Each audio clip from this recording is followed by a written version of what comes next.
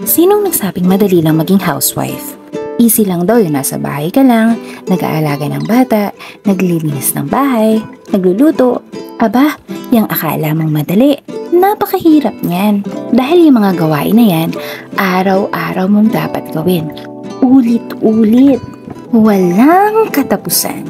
Tapos, pag nagpahinga ka dahil pagod ka na, ang nakikita ng iba ay yung pagpapahinga mo. Hindi nila nakita na napagod ka, na nagtrabaho ka. Ang nakikita lang nila kapag nakaupo ka lang at hinawakan mo na yung cellphone mo. Hindi biro ang maging nanay, idagdag pa na asawa ka rin. At mas mahirap kung meron ka din trabaho. Kaya saludo ako sa mga nanay.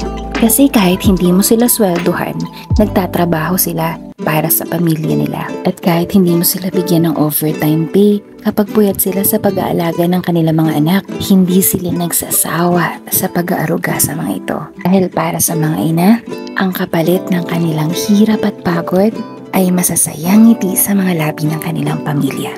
At hindi kailangang Mother's Day ngayon para ipagdiwang na isa kang dakilang ina. Salamat sa iyong pagmamahal. Naway patuloy kang maging biyaya para sa pamilya mo.